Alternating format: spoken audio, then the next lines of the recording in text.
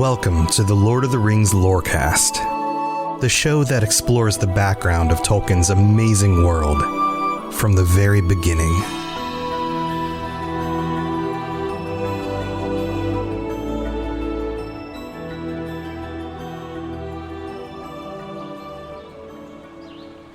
Something occurred to me as I've been reading through the story of Turin again.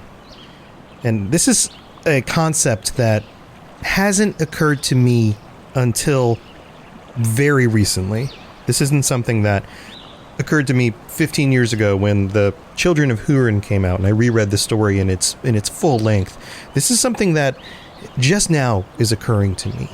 And I think it comes from a place of getting more and more into, or at least attempting to get more and more into, Tolkien's mind and seeing the world the way that he may have seen the world, understanding the perspective that he has on the nature of the world around him as somebody who, and we've talked about this before, was born in the 1800s, who watched the inventions of modern industry take over the world, saw 2 world wars, the threat of the atom bomb, all of those things.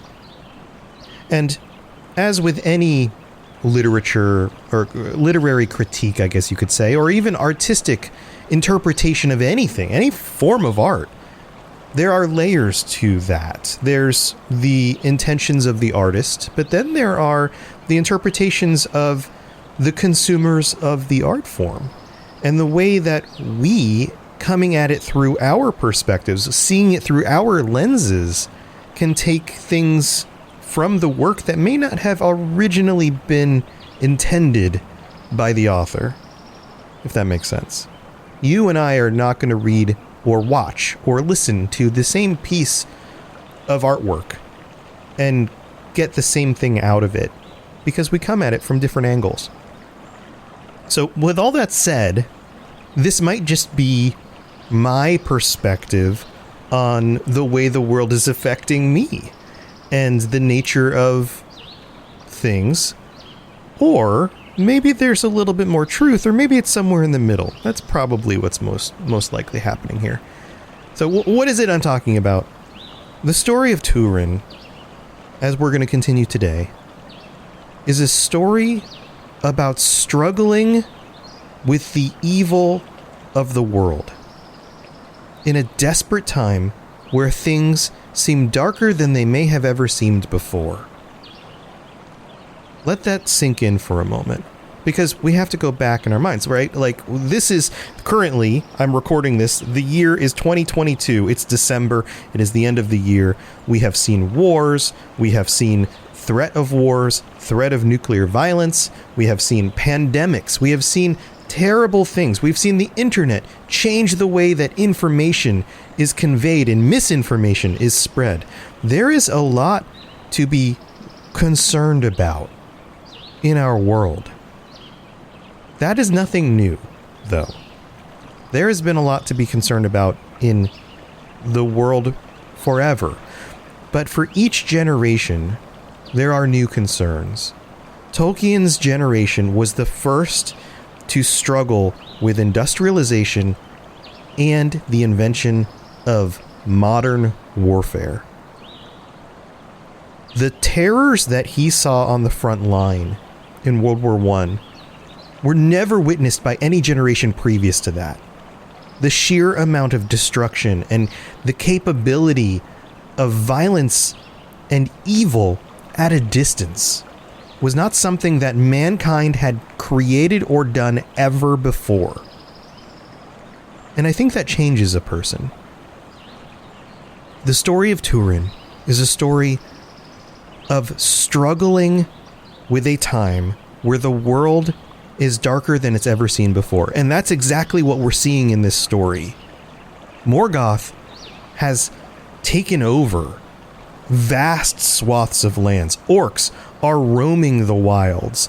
The last stand of elves working together with their friends, with men and dwarves, failed. They were destroyed.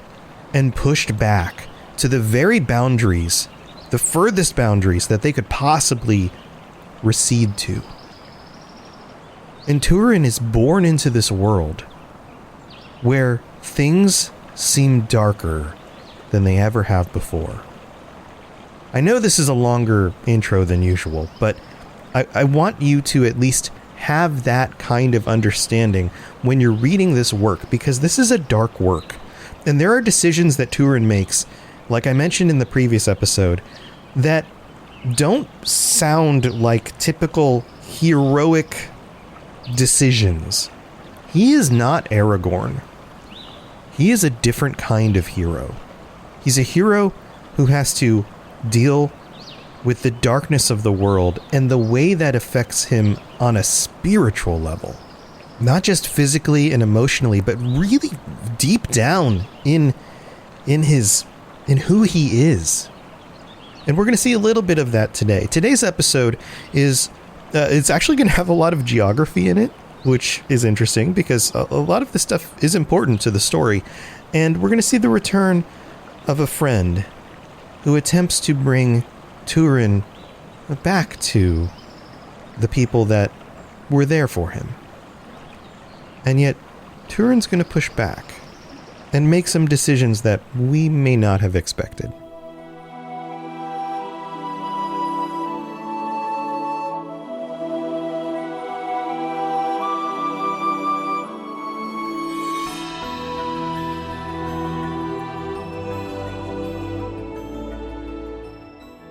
I think I'm going to call this little episode, Turin the Outlaw. I think that, or at least the beginning of where he's going with things. If you recall from the previous episode, Turin was wronged, acted brashly, and then it led to the death of an elf. And so he banished himself. He wasn't really banished. And we're going to talk a little bit about that in this episode. So, when this occurred, Mablung, another elf, was actually among them and witnessed it. He saw what Turin did and went to King Thingol and said, "Hey, I saw the whole thing. Turin was kind of being a jerk to this guy, but the guy was being a jerk to him. He didn't intend for him to die, basically. This was not his goal, but now he's left." And Mablung goes to him and says, "Hey, listen, I saw everything. It's not your fault. You don't need to leave." But Turin takes it upon himself and says, "No, this is a thing that I did. This is an evil. I don't deserve to be here anymore," basically. And that's a paraphrase. It doesn't actually show us those words in this text, but he banishes himself. And so he goes out into the forests of Brethil, looking for anybody he can join. And he finds a band of men, houseless and desperate, like many individuals who were, as it says in the text, in those evil days, lurking in the wild. And he joins them. We're also told that their hands were turned against all who came in their path, elves and men and orcs. This is part of the theme that I was talking about in the beginning of this episode. I'm going to call this "Disparity makes us the enemy of everyone and suspicious of all," because that's what happens. It isolates you. Turin and these men didn't trust anyone. The world was too dark. They could only trust themselves. This is a natural instinct in human beings, by the way. This is called tribalism. You see this in our own world, where politicians, powerful people, play up the tribalism in order to manipulate individuals to do the things that they want. In this circumstance, it was self-inflicted. These men knew how dangerous the world was, and this was a requirement for their own safety, basically. So the story goes back to King Thingol, and he's told about everything that happens. Mablung goes to him, and the king immediately pardons Turin, makes a proclamation. Basically, Turin was wronged. It really wasn't his fault. that he accidentally killed a guy and basically wants him back. This is a very different Thingol than we've seen previously. This king is evolving. We have a character arc here. He's learning and he's more compassionate to especially the men in his service. And there are few, but Turin is like a child to him at this point, and he's willing to bring him back. And so there's a conversation here where Thingol and Beleg talk. We're told that Beleg Strongbow returns from the North Marches. Remember, Beleg and Turin were out on the outskirts for 3 years fighting against orcs.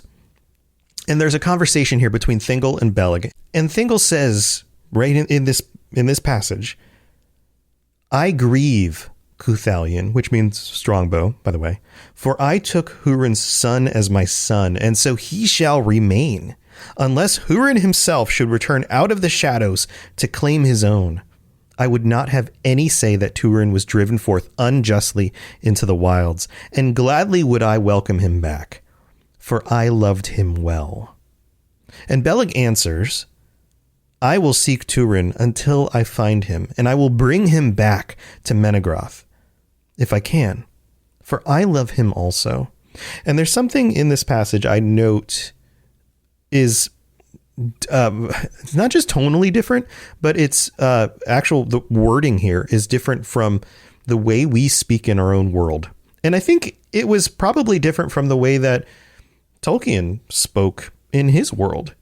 If we go back to his time, this openly using of the word love for brotherly love, for friendship among men, is something that we are very hesitant to do.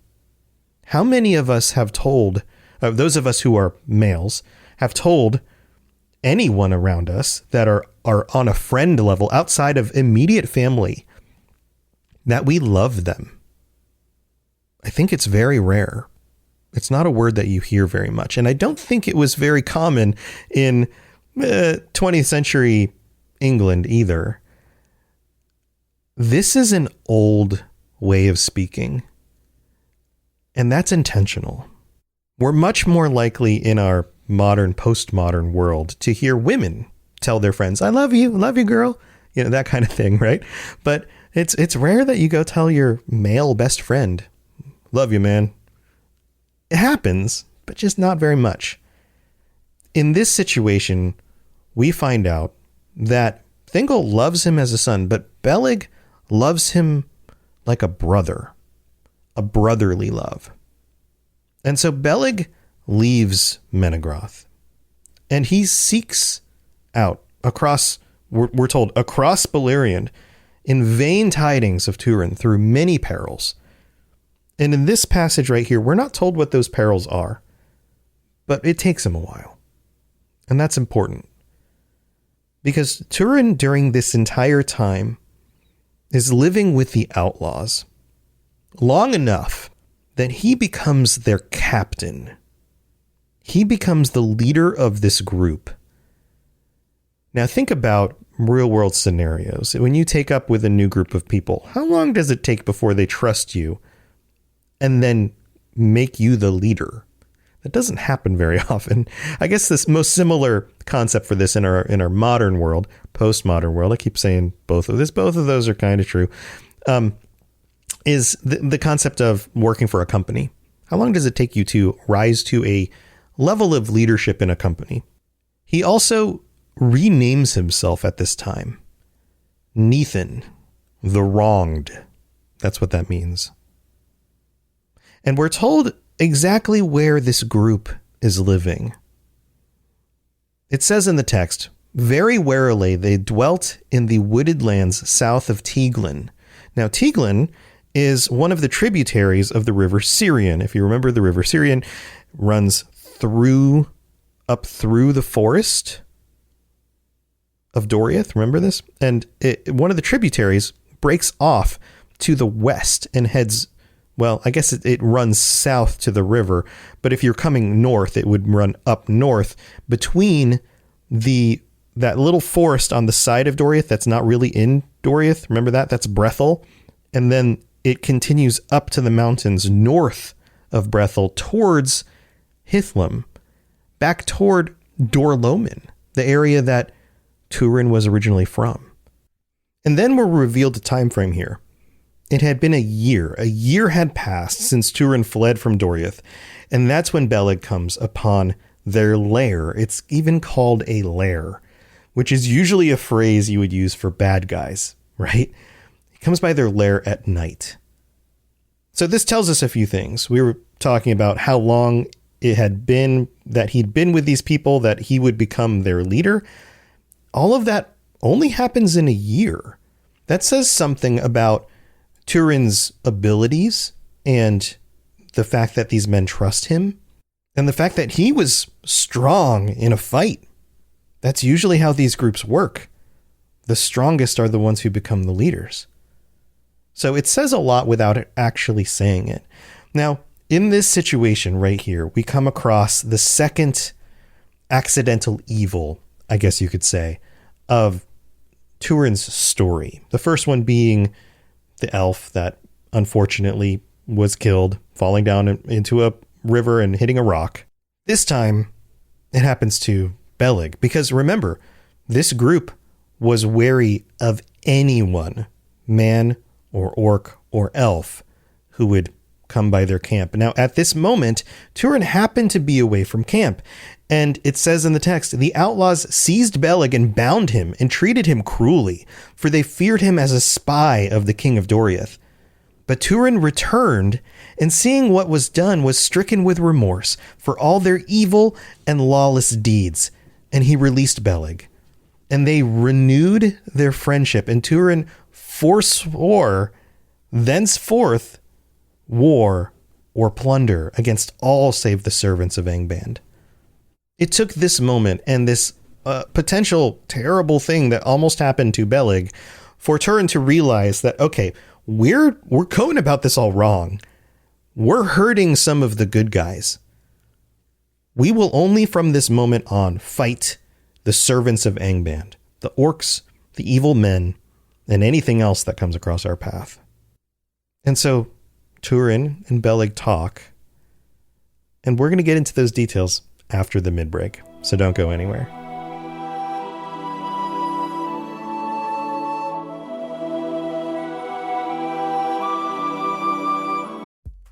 It's time for that spring reset. I'm taking a look at everything in my closet and figuring out that, oh no, this absolutely needs to go. And it's about time I replace things so that my clothes aren't older than my 15-year-old. Now you might think that they lasted that long because they were well made, but no, they're in terrible condition. Unlike the new jeans I just got from Quince. Jeans have always been my personal go-to because you can kind of wear them for lots of different things, but maybe they're not your thing. Maybe you're looking for, 100% European linen with insanely soft flow knit activewear fabric. It's definitely getting warmer, and their flow knit activewear is moisture wicking, anti-odor, and soft enough that you'll actually want to wear it every day. So pick out what you want. You can't go wrong because they have prices 50 to 60% less than similar brands. And like I said before, they are high quality. I continue to wear their clothes all the time, and I know that these new jeans are going to last me a lot better than the other things in my wardrobe. And on top of it, they look great. They're so comfortable, and I spent just as much on the jeans that I am now cleaning out of my wardrobe. So if you're looking for something better, just all around better, go check out Quince. So go do it right now. Refresh your wardrobe with Quince. Go to quince.com/ringslore for free shipping and 365-day returns. Now available in Canada too. Go to quince.com/ringslore for free shipping and 365-day returns. Quince.com/ringslore.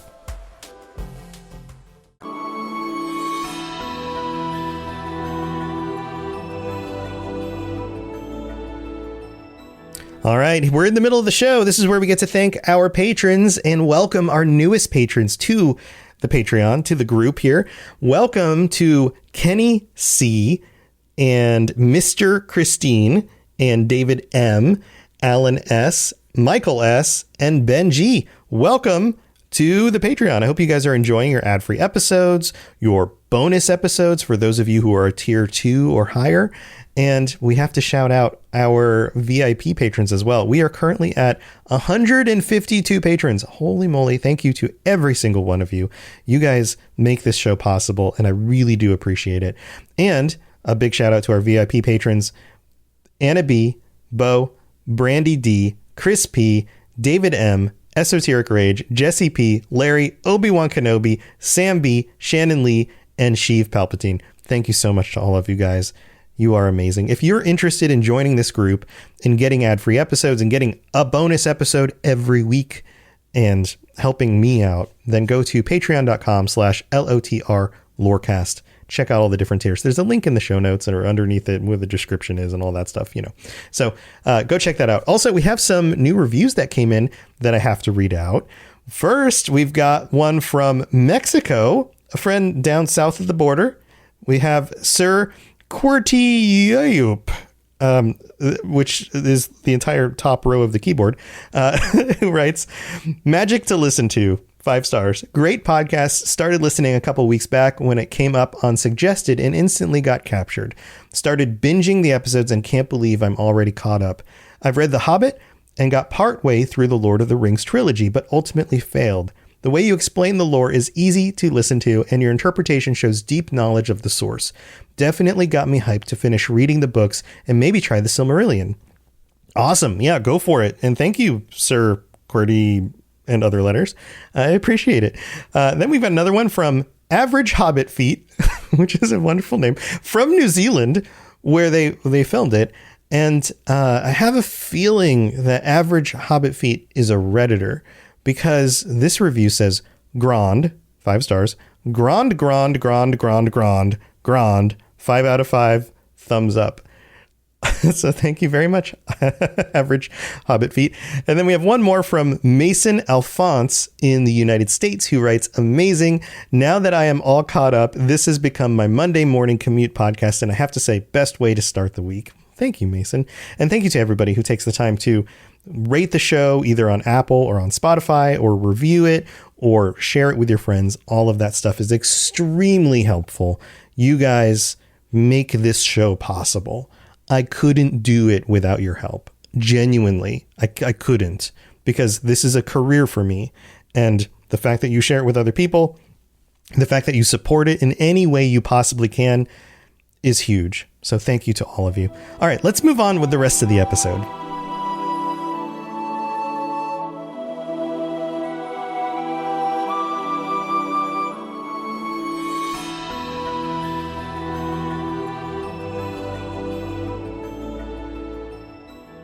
So we end up with a situation where things go kind of rough, but fortunately Turin shows up in time before they do anything too bad to Beleg, and Beleg forgives them and basically says, "Hey, we've got to talk.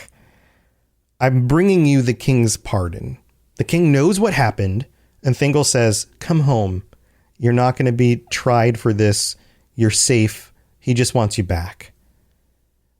And then he also says, basically, "I need you too." Like he says here, "There's great need of his strength and valor in the north marches of the realm."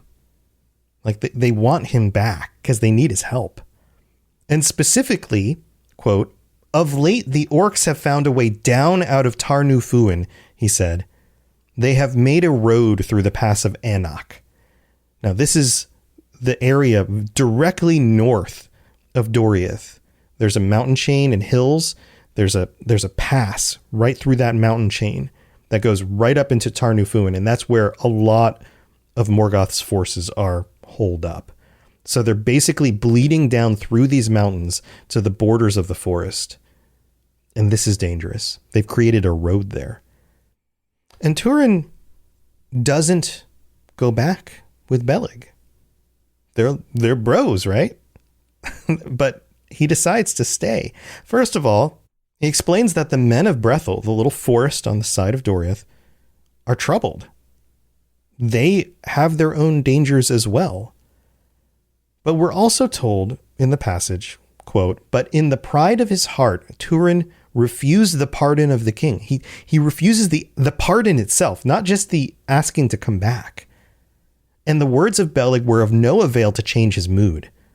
And he, for his part, urged Beleg to remain with him in the lands west of Syrian. But that Beleg would not do, and he said, "Hard you are, Turin, and stubborn. Now the turn is mine. If you wish indeed to have the strongbow beside you." Notice he calls himself the strongbow. That's pretty freaking cool. Also, you can't get away with that in the modern world. "Look for me in Dimbar, the land between the two forests." This is like, that's not actually in the quote. It doesn't say the land. I added that part. It sounded like it was part of the quote the way I said it. Just want to be clear. "Find me in Dimbar," my portion where I say, "That's the land between the two forests. For thither I shall return." That's in the text because I don't use the word thither, although I could. That would be a thing I could do. Anyway, Beleg basically turns him down and is like, "Listen, if you really my bro, you're going to come find me. This is where I will be." And on the next day, Beleg sets out. And Turin goes with him, we're told, about a bow shot from the camp, not too far enough that they can talk by themselves. But he doesn't say anything. And Beleg responds, "It is farewell then, son of Hurin." Like, question, is it farewell now? Well, this is it? This is how we're going to part? And then Turin looks out westward, and he sees a hill. It's west and south of the forest of Brethel. It's called Ammon Rud. And he just uses it in this conversation. It's almost like he just said a thing that he hadn't really considered, probably because he was emotional. And he looks out and he sees this great height of Ammon Rud, it says in the text. And it goes on and says, "And unwitting of what lay before him, he answered, 'You have said, seek me in Dimbar, but I say, seek me on Ammon Rud. Else, this is our last farewell.'" And that was it. Beleg and Turin part, both wanting the other to budge, both wanting the other to come join them in their fight. Now Beleg returns to the caves and goes before Thingol and Melian and tells them about what has happened. He doesn't mention, though, the evil handling, as it says in the text, by Turin's companions. He leaves that out because he doesn't want to worry them, I guess. And then Thingol sighs and he says, "What more would Turin have me do? He's, as a king and a father figure, done a lot. Forgiving him, welcoming him back." And Beleg responds here, "Give me leave, Lord," said Beleg, "and I will guard him and guide him as I may. Then no man shall say that elven words are lightly spoken, nor would I wish to see so great a good run to nothing in the wild." Basically, I will keep your words true by going out, and I will be the one to budge. I will go find him, and I will guide him. I will seek him out, try to keep him safe. But also, I see a lot of good in him, and I would hate for that good to go to nothing, to just be fighting enemies in the wild with no real purpose. And so Thingol gives him approval here. He basically says, go and do what you want. The actual text says, "Beleg Cuthalion," which means strongbow, "for many deeds you have earned my thanks, but not the least is the finding of my foster son. At this parting, ask for any gift, and I will not deny it to you." Basically tells him, like, all right, you go do it. I trust you. And in order for you to do that, because I owe you so much, pick something. I will give it to you. And Beleg says, "I ask then for a sword of worth.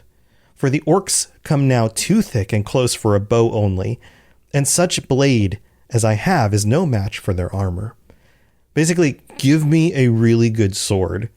Something powerful, something I can use against the orcs.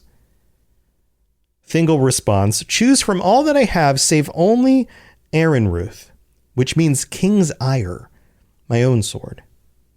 Which, I mean, he just said, like, pick anything and I'll give it to you. But now he's saying, okay, well, you can have any sword but mine. You can't have my sword. The king needs his own sword. So Beleg chooses a blade called Anglichel. Anglichel? Anglichel. words are hard. Pronunciations are tough for me. It's spelled Anglachel, which we're told, and this is interesting, is a sword of great worth and was named because it was made from iron that fell from heaven as a blazing star. This is a sword made out of meteor iron or whatever was in the meteor. It would cleave all earth-delved iron.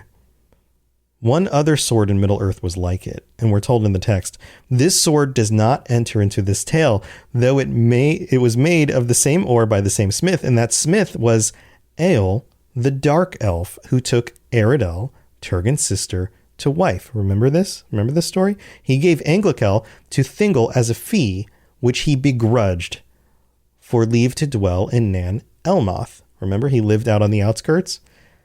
But its mate, Angarel, he kept until it was stolen from him by Maeglin, his son. Remember all of these events?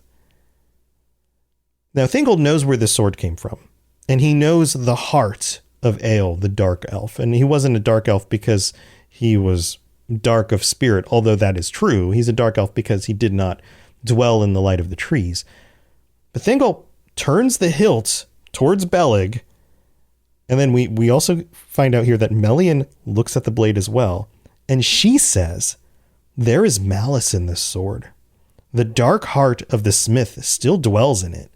It will not love the hand it serves. Neither will it abide with you long. Another one of those moments of foreshadowing where a character knows more than somehow they're capable of knowing, right? But Beleg responds, nonetheless, I will wield it while I may. Even if I don't get to keep it forever, even if there's some danger in it, it will still do me good. And then Melian responds again and says, another gift I will give to you, Cuthalion. This shall be your help in the wild, and the help also of those whom you choose. And this is the first moment in any of the stories, in the timeline of any of the events, that somebody is gifted lembas bread. This should bring you reminders of Galadriel giving the fellowship lembas bread. This is an echo, or at least that is an echo of this. The queen of the land giving lembas bread to an adventurer about to go out on a journey. And although Turin wasn't there, the lembas bread is meant for him as well. It's the first time in a story that lembas bread is given not only to, we see it given at all, but it very specifically alludes to this fact that lembas bread is given among the elves all the time. This is not something new for the elves, but what is new here is that this is also meant for a man to consume. And Beleg is to be the deliverer of the bread and to use it for himself. We're given a very interesting description here as well. As she gave him stores of lembas, the way bread of the elves, wrapped in leaves of silver, kind of like the leaves of Lothlorien, and the threads that bound it were sealed at the knots with the seal of the queen, a wafer of wax, of white wax, shaped as a single flower of Talpirion. For according to the customs of the Eldalai, the keeping and giving of lembas belong to the queen alone. That's why Galadriel is the one who does it. Now remember, during this time, Galadriel would have dwelt in Doriath. She would have been here, potentially. In nothing did Melian grow greater favor to Turin than in this gift. For the elder had never before allowed men to use this way bread, and seldom did so again. And then we are told that Beleg departs with these gifts, and he goes back to the northern marches, where he has his lodges and his friends. Now, this is the first place he goes before heading out to seek Turin, and he tries out the sword, and we're told, then in Dimbar, the orcs were driven back, and Anglachel rejoiced to be unsheathed. But when the winter came, the war was stilled. And suddenly his companions missed Beleg, and he returned to them no more.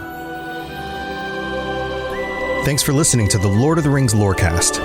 If you'd like to learn more about other fantasy worlds, check out my other podcasts, The Elder Scrolls Lorecast, The Witcher Lorecast, and more at robotsradio.net. If you'd like to reach out, I'd love to hear from you. Send me a note on Twitter at robots_radio, or join our amazing community on the Robots Radio Discord. There are links in the show notes, or just search Robots Radio Discord, or find the link on robotsradio.net. I'll see you next time.